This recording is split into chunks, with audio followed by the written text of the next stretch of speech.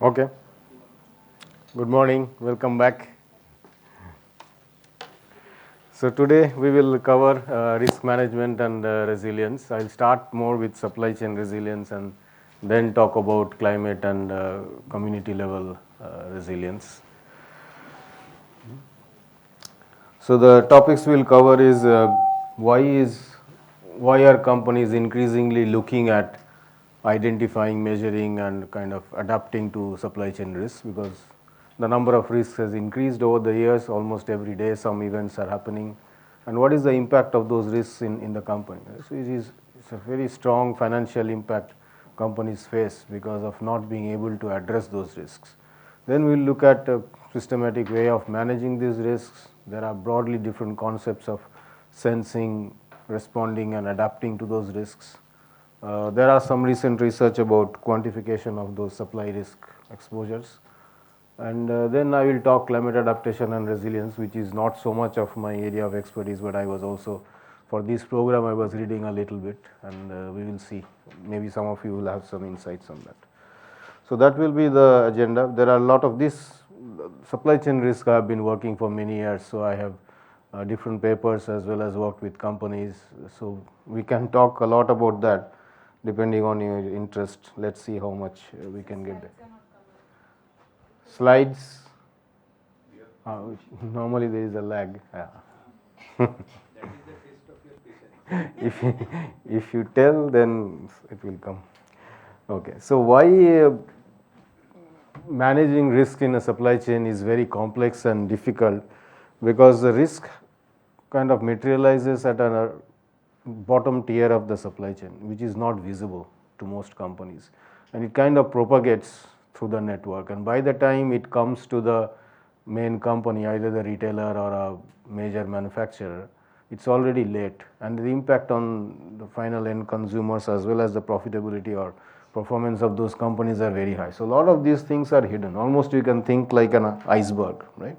So this is underwater, and what is happening here is not known because companies have very limited visibility of what is happening down the chain. So there are material flows. Each company is kind of providing materials to the others. At the same time, risk is also propagating, and this is all hidden. And more integrated the supply chains are. Currently, these are all global supply chains, not within a country. It's across different geographies, and they are all very tightly coupled. We call it, the coupling in the supply chain is very high. So you are already buying from these players for many years, and you know them, and there's a strong relationship built.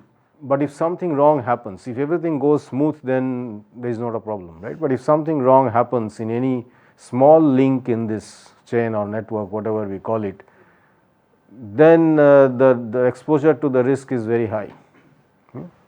So something, and obviously almost every day in newspapers you will see some event is happening. Something is outside the control of the company. These are geopolitical events, there are trade sanctions or something. What is happening? Some natural disasters are happening.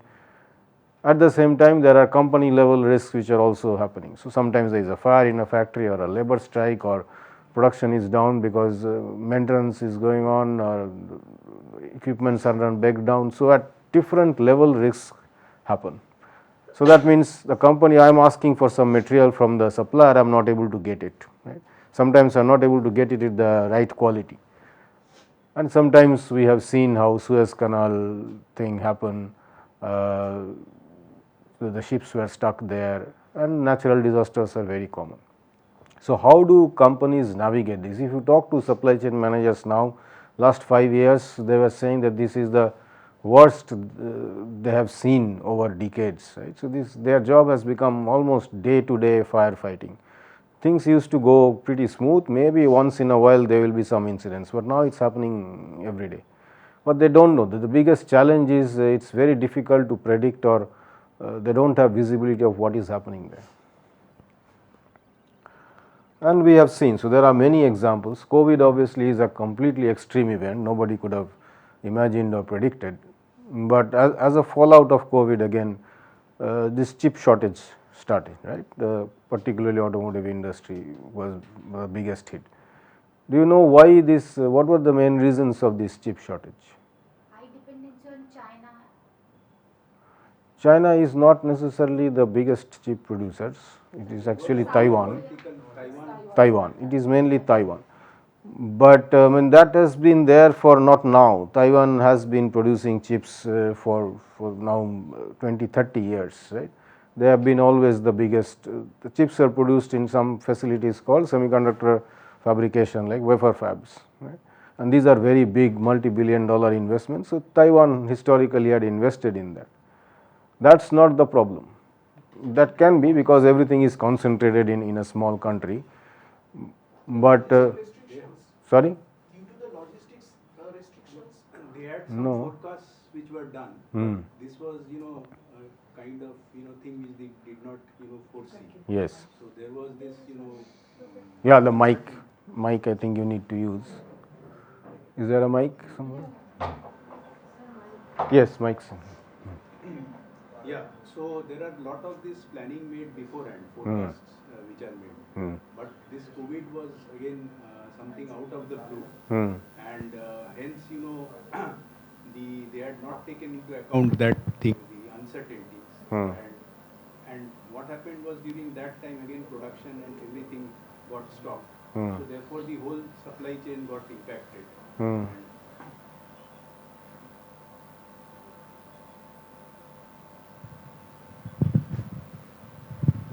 And so there were, a lot of back orders which piled up, and there are capacity constraints. So therefore, all this, there was a bottleneck there, and it all, kind of. So that is one, but there is also a reason. Car companies are not the biggest buyer of chips. So obviously the electronics companies, Apple and Samsung and others, they are the biggest buyers. So how they buy the chips is also a very interesting area of research, and so they have long-term contracts with these chip players, right?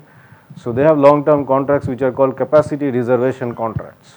That means when the Apple is going to launch a phone, even few years before that, they will have that contract with the semiconductor company. They will almost reserve capacity. Right? So they will reserve those capacity with certain price, given that this much will be the demand.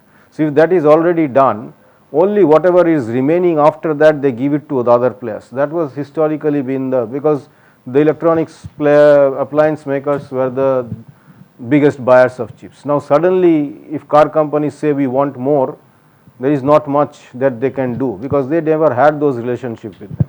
And now after COVID, they could see some demand surge happening, as you were mentioning. There was a backlog. Now if any car company goes and asks for them for the chips at a within a short period of time, they cannot actually do it because the contract is already with Samsung and other players for the capacity. Their capacity is already booked and reserved. Yeah, and added to that, actually related to that, is that even car manufacturers nowadays require more of these sensors, devices, which require their this demand is increasing. Now the cars are more electronics, so they have more control systems inside the cars. But historically, they never got into these kind of contracts. So that is one of the drivers for this shortage. And this is one of the famous papers in our field. It's almost 2003.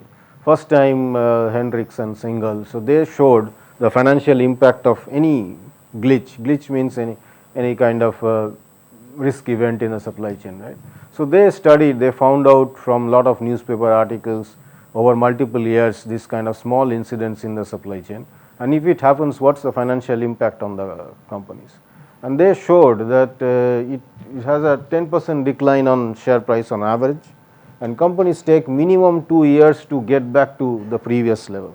Anything wrong happens, companies reports, a newspaper report comes up that something wrong has happened in the supply chain, they are not able to get the supplies, or their quality is bad, or some fire has happened in some factory, even some small incident, and if there are supply issues, immediately the market reacts to it.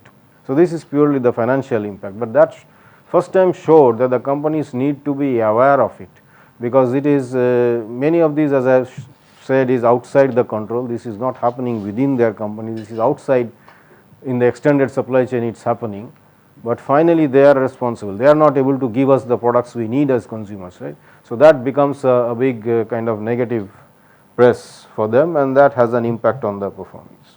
After that, many research has been done, and one of my students is also working now on kind of critical raw material risks. Broadly, if you look at the risk, what kind of risks are we observe in the supply chain? Primarily, it's not able to meet the demand. Then volatility in raw material prices. Raw material prices also change. It's highly fluctuating. All commodity prices are changing.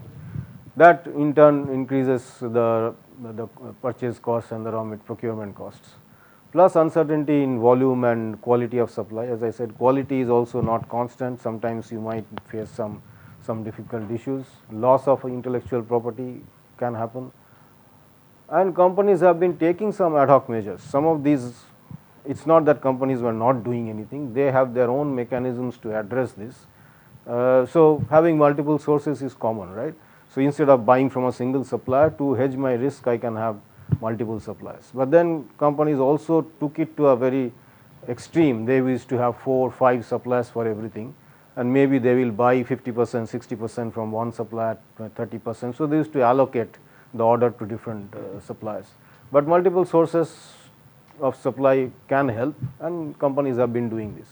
Also carrying inventory. So they will keep stock, which is a very common practice, but that also adds costs. There is a lot of capital being tied up through the inventory, and even if the inventory is there, what will happen in a global supply chain is it's not available at the right time at the right place. Right? It is lying somewhere else. Again, from there, that place getting back to the place where it's needed is difficult. So carrying inventory is not a very appropriate strategy. It has to be kept at the right place and in right form. Sometimes raw material, sometimes semi-finished goods, sometimes finished good. Finished good is obviously very costly. Sometimes we can have a responsive backup source. So we have seen in many cases through research that we call it dual sourcing. So you buy one item from a high cost supplier which is close by, but some small amount of item, maybe 20%, but 80% comes from a kind of standard low cost supplier which is far off. Typically, we can say China, right? China or Asia, they are buying in bulk. Whatever kind of, if demand surge is there, the shortfall is they are buying from local sources. That many companies do it. And portfolio of long and short term contracts. So sometimes they will have a long term contract or will always buy this much. Sometimes if based on the need, they will have some short term contracts to do this. And obviously companies also keep sometimes production in house for certain things. They will not outsource, they will not depend on suppliers. So these are some of the things which companies have been doing. And in our field, researchers and people like us, we have been trying to talk to companies about this for many years.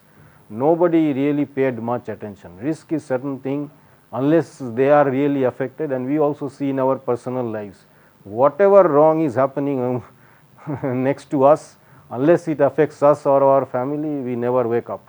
Same things were happening with companies. They think, okay, we have not been affected, why do we spend so much time and effort in analyzing risk, measuring risk, and then taking action? Nobody used to have a kind of dedicated person for risk management. They never followed. Right? Slowly, I think the financial crisis in 2008 and 9 was kind of the first kind of wake up call, and that time aerospace industry, if you might remember. So during Beijing Olympics 2008, so Boeing was supposed to launch the Dreamliner. Right? It never got launched, and kind of 100 plus airlines were supposed to get that aircraft order from them. None of them got anything, so they all sued Boeing, and Boeing was hopelessly delayed. So it kind of launched 6-7 years later. Even after that, there were some problems. So Air India, in one case, some parts were flying off while the plane was in air. And the reasons for those were also shocking. So it was a big disaster in terms of in that time from Boeing. First time they outsourced a lot beyond US to global suppliers. Plus they also radically changed the design. So it was a kind of lightweight material, lot of composite materials, alloys have been used.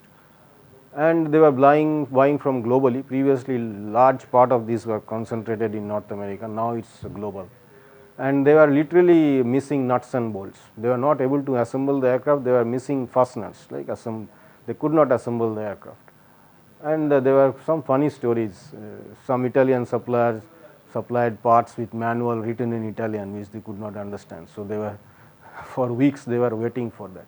So it was a multi-billion-dollar project. A very famous aircraft was supposed to be launched, and in that case, if such simple things were not taken off, you can imagine. So that was kind of wake-up call, and then a lot of aerospace industry started doing risk. Pharmaceutical and oil and gas, they generally were doing this. Pharmaceutical obviously had a lot of risks, and oil and gas companies also, they do a lot of scenario planning, forecasting, and they were doing, but other industries, they didn't do much. Now after COVID, again many companies are doing, in between also not much was happening. So this is some kind of the basic steps we follow when we try to measure and monitor risk. So first is obviously identifying, and you have to identify the risks which are more relevant for your company and within your supply chain. Then you try to analyze the relationship between the risks. Sometimes we assume that the risks are independent, but the risks are not. So risks are also related to each other. One of them affects the others. So this understanding the relationship between the risk is quite critical. Then we need to assess the impact on their performance. As I was saying, everything in a company, you need to create a proposal and a business can and convince the senior management that you need to put money into it. Unless they see the impact on performance, nobody says, oh, a few things happening here and there, what is the impact? We are not going to spend money. So analyzing the impact on performance is important. Build the business case and then prioritize the risk, perform root cause analysis, take some corrective action. And this has to be again, but eventually some risks will still happen. A recall is a specific event, you might know. So a lot of recalls happen, right? Particularly car industry. So they will say that cars produced between 2018 and 19, this month, all these models, there is some fault, please come back and return your car and we will replace, and all of these things happen. Because they figure out much later something has gone wrong, right? But this is hugely costly exercise. The plan is to obviously minimize these events, but sometimes it still happens. Food industry also recalls happen. So they will tell all of these products have been taken off the shelves. But this is eventually when these recalls happen or a risk event happens, you still need to kind of manage that action. It is kind of like disaster planning. So some is something you are doing pre, something during the event, and something after. One query that this recalls, I understand that, they do it for reputational, purpose, but on the ground, does it make it even more worse in terms of reputation? Like, publicly, it's not a very good, it has a negative impact also, even though but they are forced to do, because if some accident happen and people die, then it's kind of worse. They don't want it to get into the lawsuit.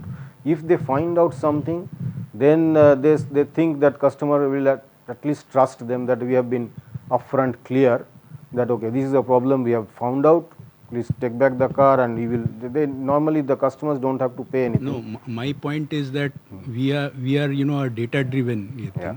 So that all around that who are the customers who have actually taken that. Yeah. So instead of publicly announcing, if you reach out to them and No, it is no who, but it's a huge number, and I think it's a requirement. It's a mandatory requirement that you have to kind of announce it.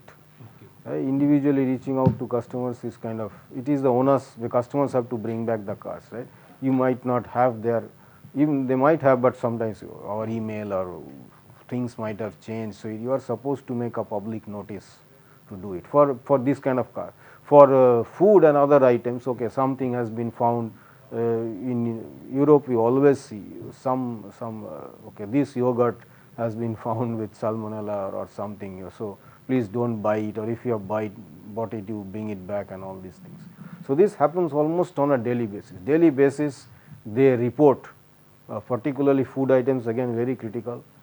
Some people might even die, and other things might happen, right?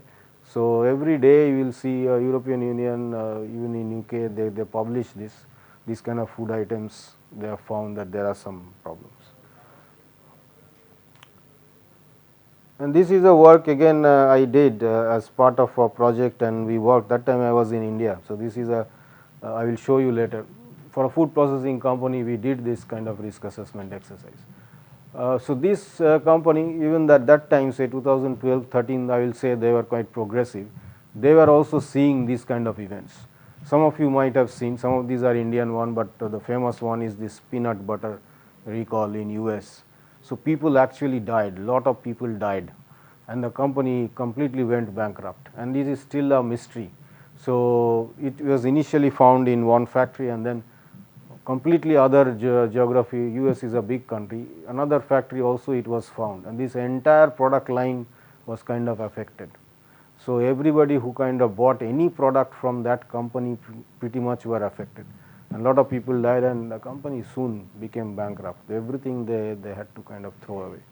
In India also we have seen Maggi, sometimes Cadbury's chocolates. Horse meat is a specific thing, so they were mixing horse meat with other things. So Irish pork recall. So many things happen. In China also there are this melamine in baby milk, infant milk powder. So any things happen, and other many things also happen in our country. These are not reported. We know in spices or other things. I will show you later which kind of food is kind of more prone to be adulterated. Any powder material, any red looking powder is now chili powder. So sorry. So these kind of events were also happening in food industry, and this is that peanut butter example. This is just to show the kind of magnitude of that event, right? So initial list of around 21 lots of the product were recalled, 3,913 products in 17 categories, and then it was changed to also 2007. Then contamination spread from this Georgia plant to Texas plant, and then this company filed for bankruptcy. It is a, but interesting thing is it's a FDA regulated product. It's a food product. It is obviously under food regulation. Still after that these kind of things happen, and so 456 ill and 8 deaths. So 8 people died because of this. But what was the diagnosis? Why? I mean, what was the cause? No, they never really found out the cause, because I mean it was spread across the entire plant. Something might have happened, like some droppings. Then there's at that same time I was also looking at this report. It comes out almost every day. So you will see, interesting thing about food recalls is the food is produced in some country, but again it is moved to other countries, right? And in other countries sometimes during the checks they find out. So in this case it was notified by Denmark, but the product is distributed over so many countries. So Belgium, Czech Republic, so many 7-8 countries. So for every country now it has to be recalled. Food is produced in country A, the problem is detected in country B, and it has gone to kind of 10 countries.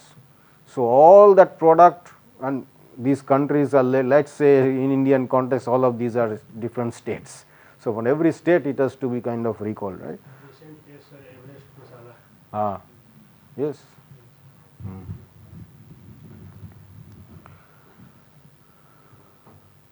So this is one type of risk, quality risk, but we have not talked about social. So these incidents also happen, you may not know, but in Europe also these incidents happen, that lot of migrant laborers, kind of people are forced to work in this kind of forms. So social kind of people exploitation happen. If you go to Italy and Spain, there are some villages in Italy, it's full of people from Punjab and Haryana. They have even gurdwaras, everything. Because all this tomato picking up and other processing is done by people. And Canada.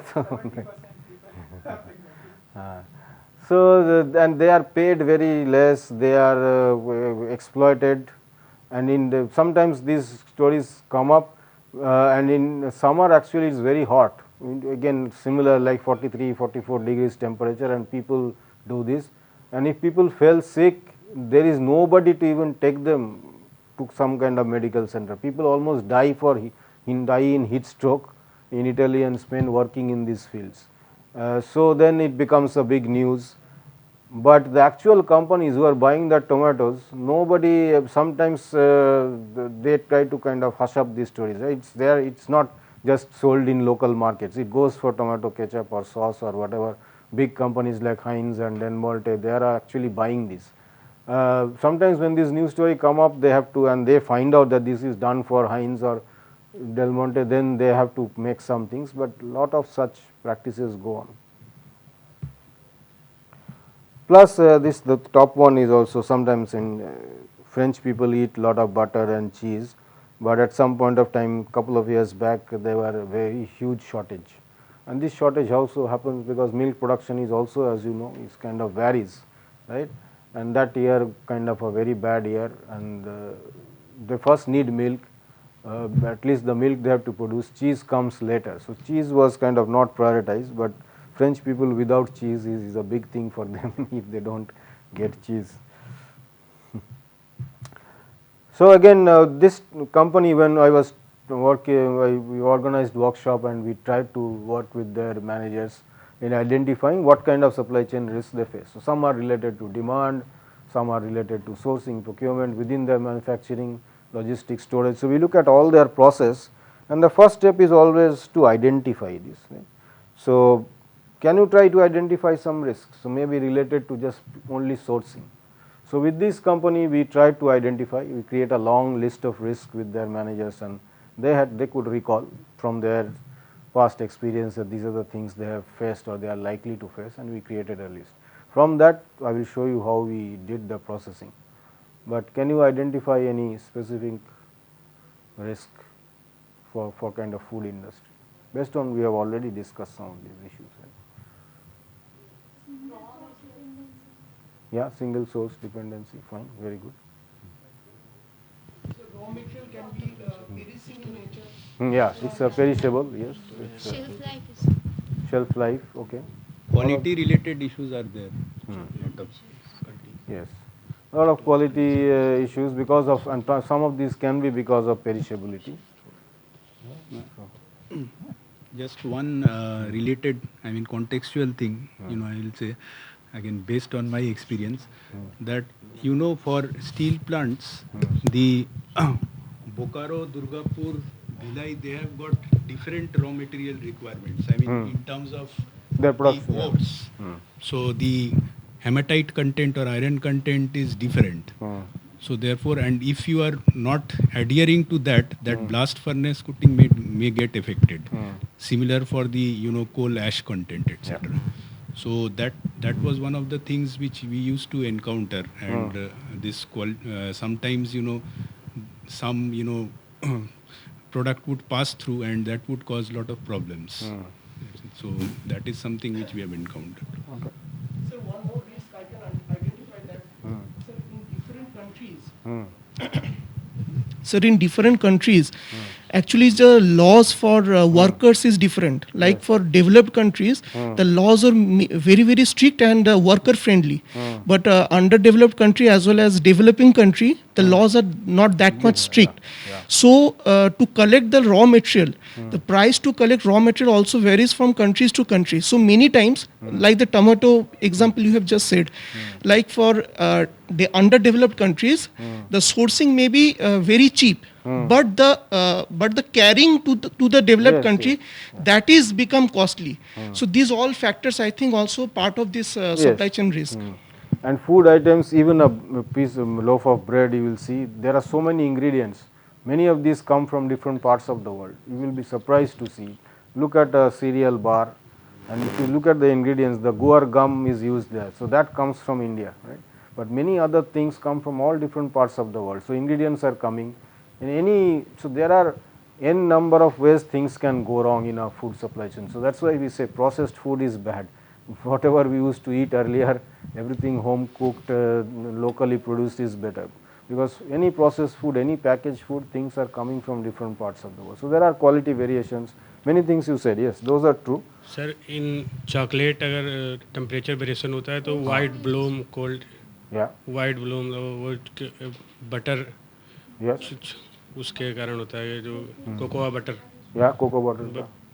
People are think कि ये fat Bloom या fungus है तो इसके कारण वो main loss chocolate industry का main concern भी इसलिए होता है टेम्परिंग इसलिए करते हैं उसमें अच्छा. हाँ तो उसका I don't know whether I am not sure because but sometimes there are these regression effects concerned with food processing, because you are testing the product which is okay, but if you mix it with something, there might be some adverse effects also. I don't know. I mean, sometimes the constituent composition, how much of ratio, mix and etc. is also very important here. Yes. I mean, that's why food, they test all of these things, and they also have to, any kind of testing also has to happen in extreme conditions. If the temperature, what is the temperature range it can, but always we specify it has to be some products need to be transported at 0 to 4 degrees, like that it is specified, no, in cold chain.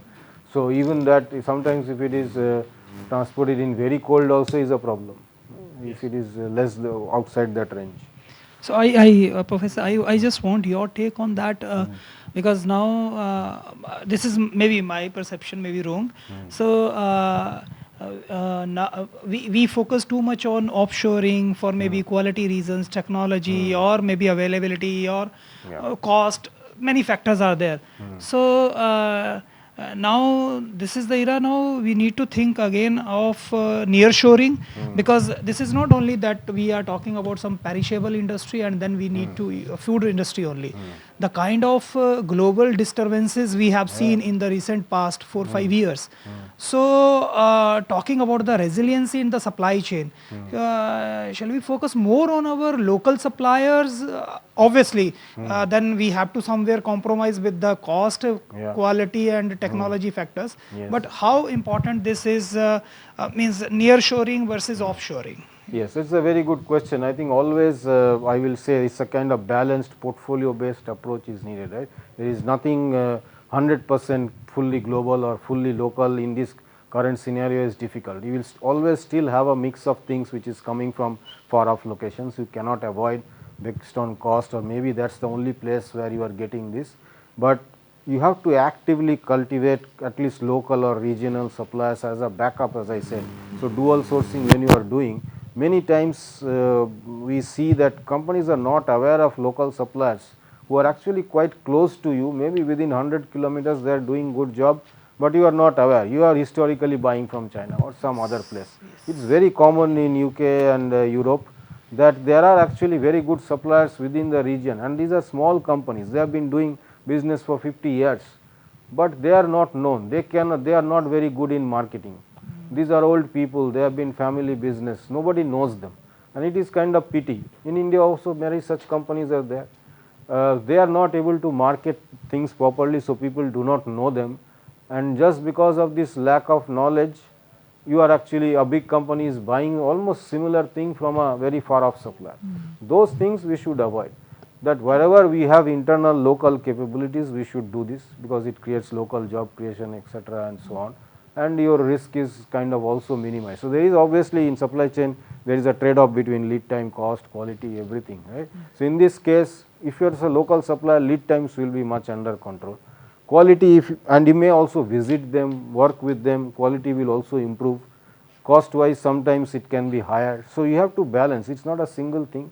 And maybe then industry wise also this will play a very important role. Yes. How will make the balance between these two? Yes. So industry But wise globally also, this is the trend. Many countries are now trying to look at what we can do locally or regionally yes. as much as possible. Wherever there is no other option, you have to buy. Yes. Right? And then those concepts of maybe zero inventory, just in time, those things also we can implement if we have local suppliers with us. Yes. So Yes, that those things we have now forgotten, but those things are done only when suppliers are within certain distance, right? So in maybe the Japan time to it was go back easier. to the basics again. Everything we are kind of going back, we are forgetting after a few years and going back to the earlier things. Yeah, some of you are making points. Sir, in the especially in the food processing industry, few months back I have come across an interesting news article regarding the expiry date. Yes. So they are telling that it is very much subjective, because all the ingredients they are putting into making that product doesn't guarantee the exact expiry date that they are printing on the label. Yes. So that is also a subjective thing, because we as a common people rely on that date has been printed on that, but often we see curd milk got spoiled before the expiry date itself. Yeah. So what is the utility then, sir, using No, the it is expiry difficult, date? particularly dairy products. You are dairy expert, you can tell. If something happens during transport, you don't know. No? They are saying if everything is going on well, it's transported under proper conditions, you keep in fridge, no load shedding happens, no power cut happens, then milk curd will remain curd. But then if something is happening, that is a special case. But any other cases, when companies, when they come up with that, it's not purely subjective, they are doing analysis, but they cannot be, it cannot be foolproof 100%, in right? Perishable product में expiry date नहीं लिखते, जो below 7 degree वो मैंने used by Used by date. Date लिखते हैं इसीलिए. Yes. I have seen one intervention by biotechnology.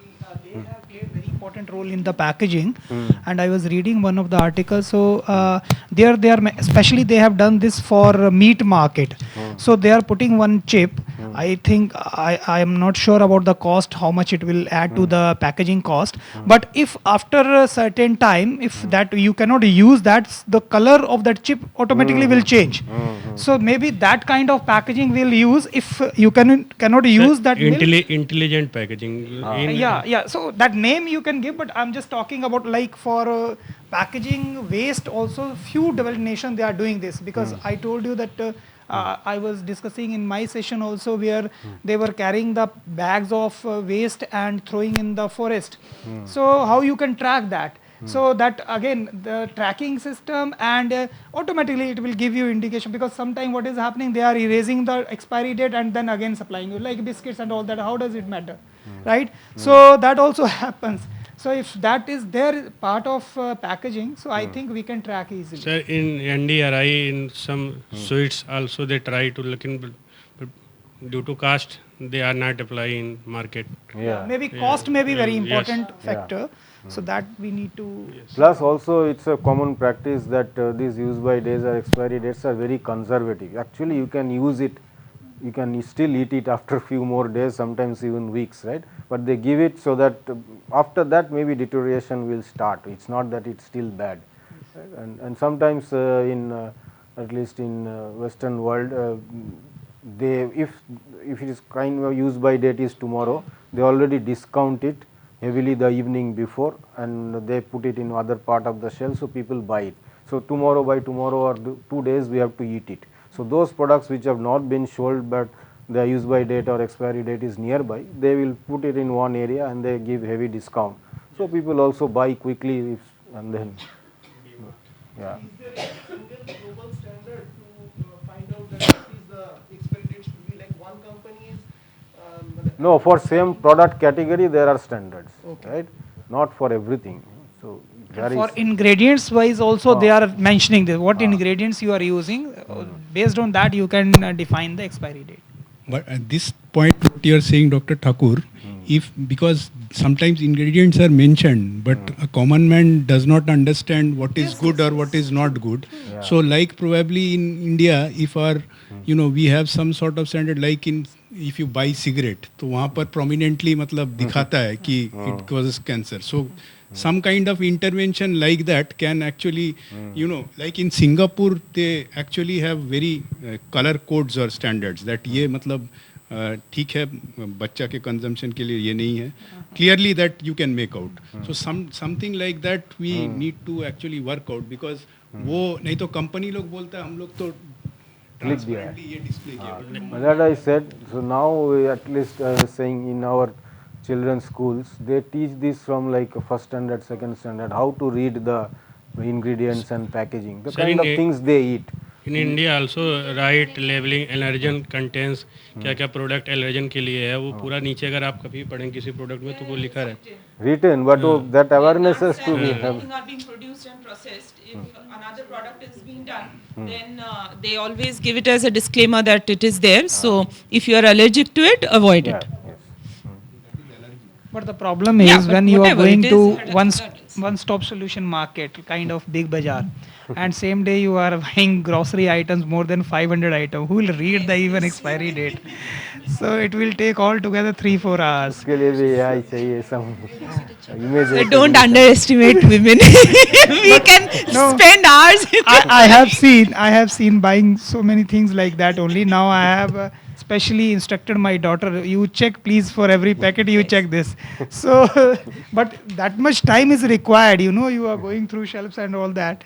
So that much patience is also required. Sir, even in India, one, I don't know, he is a pass out from Massachusetts University.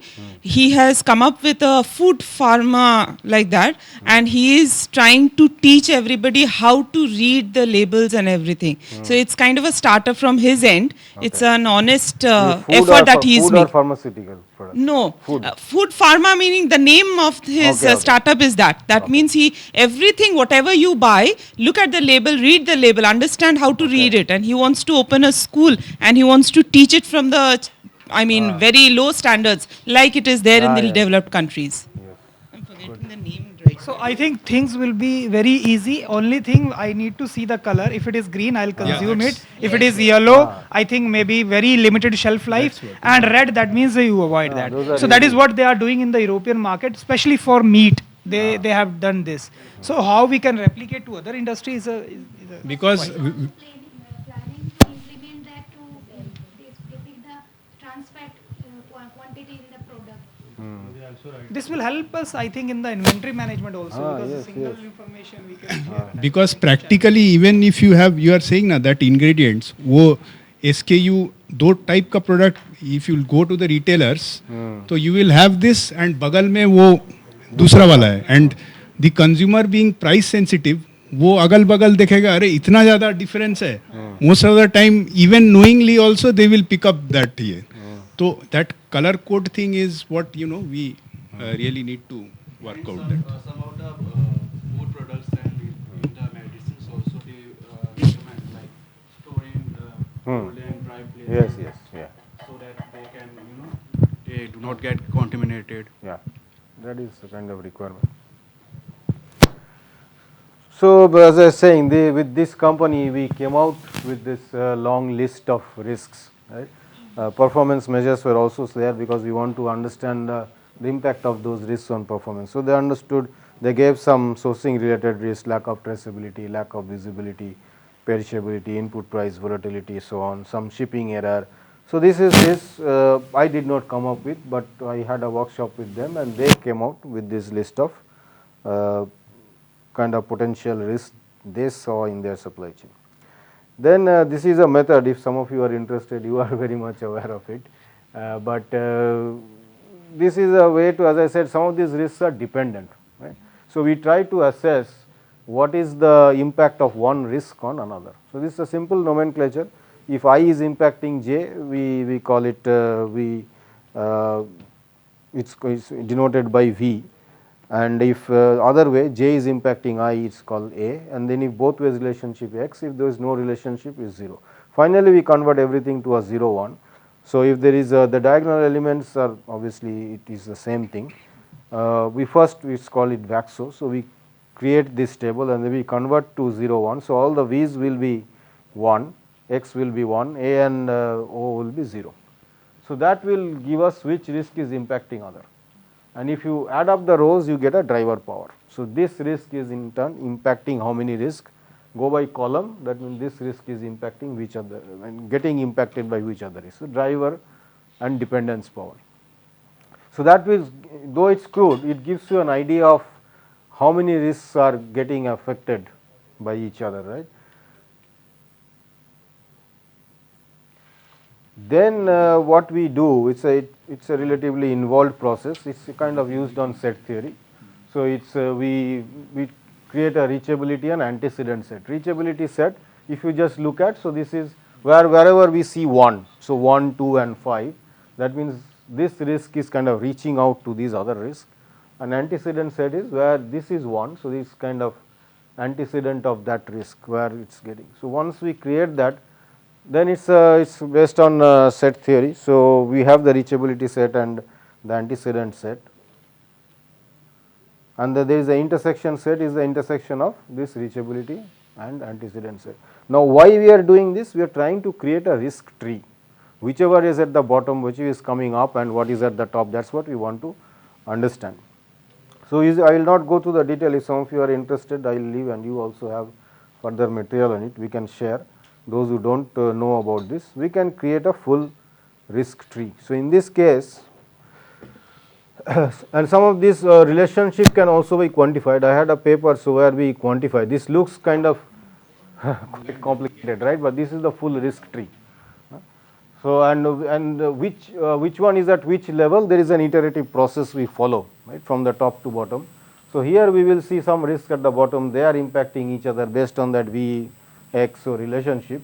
So, this is the total risk tree, and finally, on the top we have the performance, and we can also quantify this relationship. It may be subjective, but people will know from their experience whether this is a kind of level of severity or the kind of occurrence we have. So, is it a high risk or low risk, and we can use some fuzzy numbers based on that, and we have done a few, some of the early research we did was on this area. So, this was kind of an eye opening thing for the company, because this was done for this food processing company, and they have never looked at it. So, these give a good idea that many of these risks are dependent and they are impacting performance, and how to quantify those relationship. That gave a good idea of, that helped them in creating that business case for risk management for their senior management, that many of these risks are kind of hidden, they are impacting each other, and in turn they are impacting their cost and performance. A simple pictorial for this, yeah. So, we create this, Micmac is kind of a French name, I forget what it is. So, you just show the driver and dependence power, and I mapped all the risk, you will see here. So, this driver power, these risks are high, so that means they are impacting other risks, and these are the kind of risks which are getting impacted by the other. So, from this again we created a few clusters, we could identify in this case what are these types of risks. So, some are manufacturing disruptions, some are supplier variability, traceability related, and some are supplier dependency and contracting. So, broadly 3 types of risks are coming. Then we did further root cause analysis, did an FMEA, and then came out with corrective action for each of these. So, FMEA, some of you might be knowing, it is called a failure mode effect analysis. It is very simple. We try to assess the severity, occurrence and detection level of any risk, and we create a risk priority number, which is multiplication of severity, occurrence and detection. Rating scales are used, I will not go through this. So, in this case we did all of this, and finally, we came up with some kind of mitigating actions. For supplier dependency, we looked at their contracts and they said, okay, when suppliers, some of these also they need to adopt technology, but this is early. You can say this was, I was doing this as actually part of that UKRI project I had with Cambridge. We had some fund and we then did this work. So, from contracting mechanism, that time we kind of came up with some things which the supplier have to adopt technology, and that should be already in the contract. Supplier and logistics collaboration for visibility and traceability, and there are still lot of things happening within their own manufacturing setup. So, pursuing manufacturing excellence programs and lean and improving yield, minimizing downtime, still there are a lot of opportunities they had. So, we came out with kind of detailed action plan, and there are a couple of papers, one on food retail and one on food processing I had written based on that project. Okay. Any questions about this? If you are interested in the method, we can share some papers and some other things. So, do the companies outsource this risk analysis process? No, that will can add further risk. This is you are doing for your own purpose. Yes, there may be big companies might think, but this is not at all recommended. Your risk analysis, not somebody else should come and do.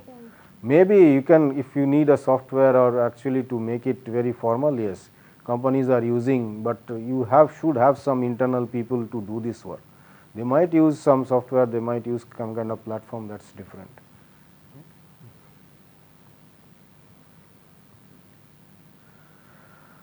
Then as I was saying, there were some studies, we also know it commonsensically, when what are the products which are kind of, you understand which kind of food products or ingredients chances of food fraud are high. Right?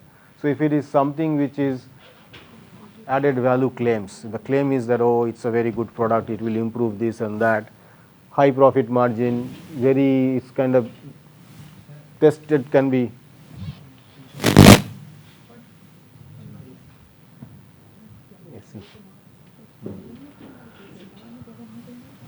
adulterant you can easily mix up with something which is a low cost. Physical form of the product, as it is said, is powdered. So that's why olive oil and this kind of products, saffron, very high price, also powdery. So you can easily mix, right? So a lot of adulterants are used. So most companies know, most food companies know that if they have these kind of products, then it's likely to be adulterated.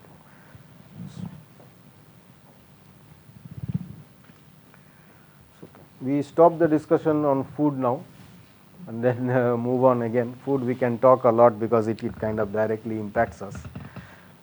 But this is a kind of famous, we now talk about some of the basic concepts around responding to this risk, so sensing and responding. This is a famous example many years ago, so it's kind of late 90s, early 2000, and this seriously impacted Ericsson that time. So they both, Nokia and Ericsson, used to buy from the same supplier, which was a kind of Philips Semiconductors plant, and both of them. So there was a fire in this factory, and Nokia could got this information very early, and changed the product design to source component from alternate suppliers, and everything was done in within 5 days. They could change everything because they were aware of that problem. They got to know about the problem quite early. But Ericsson response was very different that time. It took 4 weeks for them for the senior management to even know about this. They realized 5 weeks after the fire regarding the severity of situation. By that time, all the alternate suppliers were also been kind of captured by Nokia, and this almost kind of made sure that the Ericsson lost their phone business that time. What happened in Nokia after that was different, but in this case, Nokia was ahead. So $400 million of potential sales was lost, and then the entire cell phone division kind of wounded after that for Ericsson. One fire in one supplier factory. So that is kind of impact it might have. But you need to also adapt to those changes, and that's why working with a network of suppliers and kind of family of suppliers is very important. This is an example. That time I actually joined my first job in 98, and as part of our graduate engineering training program in Tata Motors, our instructors, our managers actually told this story. This was very new that time, and this is still fascinating, and as you can see, I still use it in my teaching. And so what we saw in COVID was not new, that many people coming up to help from unrelated industries. This was exactly what was happening. So this was a fire again. It happened in one of these companies, IIT Kharagpur. They provided this, it's called a brake proportional valve to Toyota. This is a simple part. It's kind of cost $7, right? And this fire happened in this factory. They will take 2 weeks to restart production and 6 months for complete recovery. So Toyota was obviously on GIT and producing 15,500 vehicles per day. This is only in Japan, and they only had 2-3 days of inventory. So almost everything would stop just because of that small part, right? But what Toyota did in that time, so they sent this drawing of the valves to many other suppliers and asked for help, whoever can do it. They may not be producing this valve at all, they had no expertise. But engineers from IIT and Toyota relocated to all these suppliers' factories. Other manufacturers were brought in, machineries were adopted, new machines were bought in, and some companies who never produced this, they also started producing whatever little quantities they could do, 5, 10, 15, 20. So on about 200 suppliers were involved just as a backup for IIT. It is unimaginable, right? So accident initially costed this much, but damage was reduced to 30 billion yen.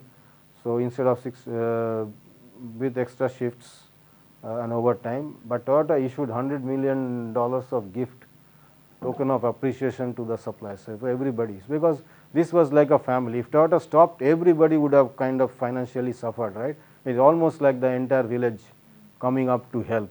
Similarly, we saw this in COVID, many companies helping to produce unrelated products like hand sanitizers and face masks and so on. So this is a kind of adaptability, but it happens through a kind of a very close knit network of suppliers or people who can work with you. So this is kind of the first example of this very high level adaptability in situation. Now, since I worked in automotive, many of my examples are automotive, but in supply chain risk, it's mainly one large part of the research is focused on automotive and aerospace industries, because these are very complex supply chains. Now, this is a work done by a very famous supplier, very famous researcher, professor in our field, David Simchi-Levy, and he has been doing this work for many years, right? But he himself said that nobody used to really even listen to him. But Ford was one company he convinced, and he started doing this, the kind of work I said I did little bit for food. He was doing this for kind of Ford US and Ford Global.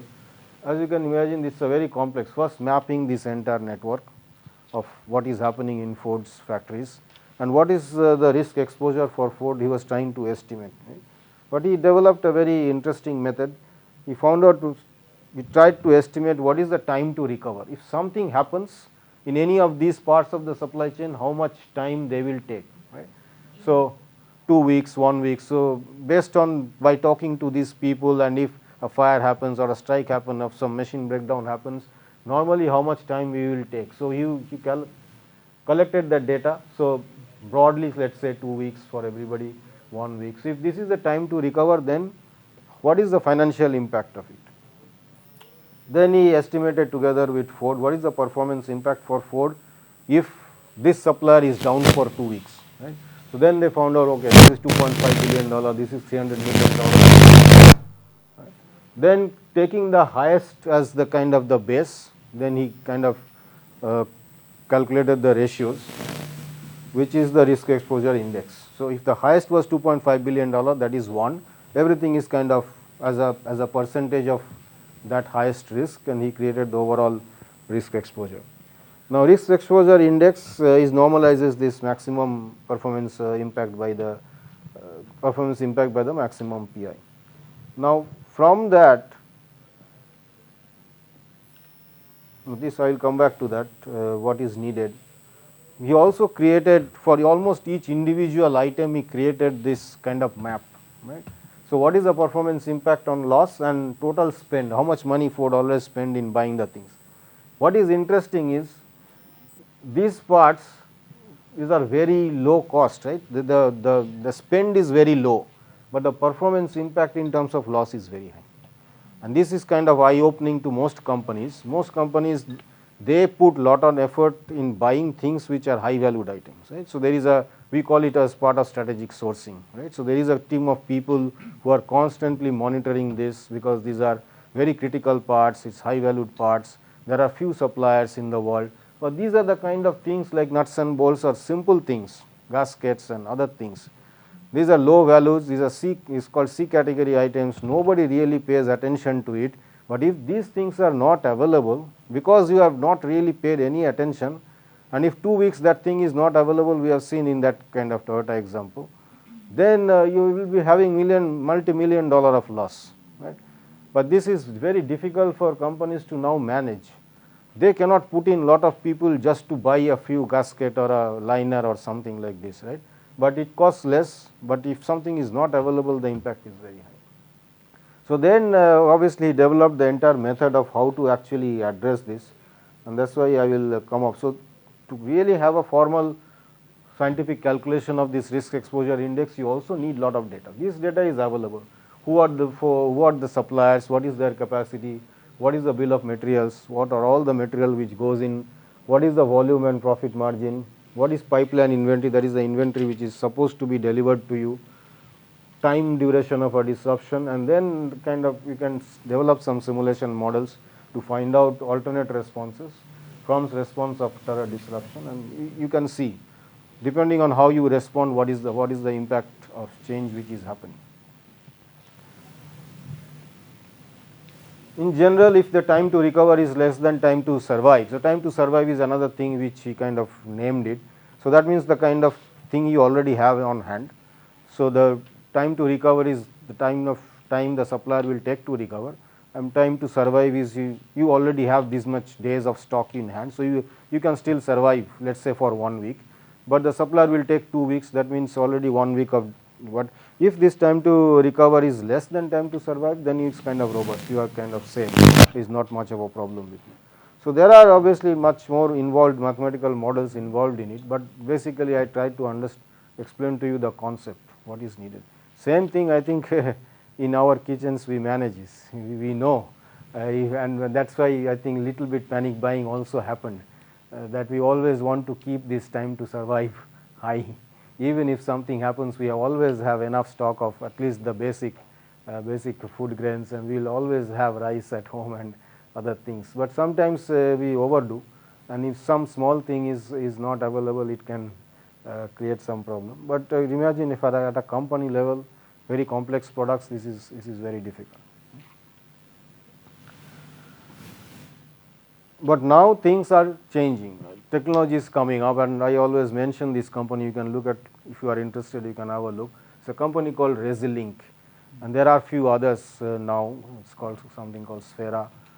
So this is again, there is a lady called Vindhya Vakil. She is a MIT graduate, and she started this company initially just about mapping. She found that companies even don't know how their supply chain looks like, right? From whom they are buying itself, most people do not know. They know immediately the tier 1 suppliers, but they don't know the full map. So initially she started just mapping it, but then she realized this kind of risks are also happening. So now they do a full risk assessment across this multi-tier network, and they collect news articles, as I was mentioning, from every country in the world, every language nowadays are available. So, and those things you can assess using LLM models, and you can find out if some fire is happening in some small city in China. So all these things, risks, they kind of accumulate, and let's say they are working with company A, in this case let's say Ford, then they will say, okay, this is happening in your supplier which is 3 tiers down the line, and this will impact you in 2 weeks or 3 weeks, right? So they already can give you that estimate, what I showed, what Professor Simchi-Levy was estimating. So they can say this supplier will be expected to be down for 2-3 weeks, and this is the kind of impact you will have. Obviously the company has to plan for the corrective action, they don't do this, but they give that intelligence of risk, and based on this news and even social media, so they look at all this data. Okay, shall we close now? Then again, मिल गया.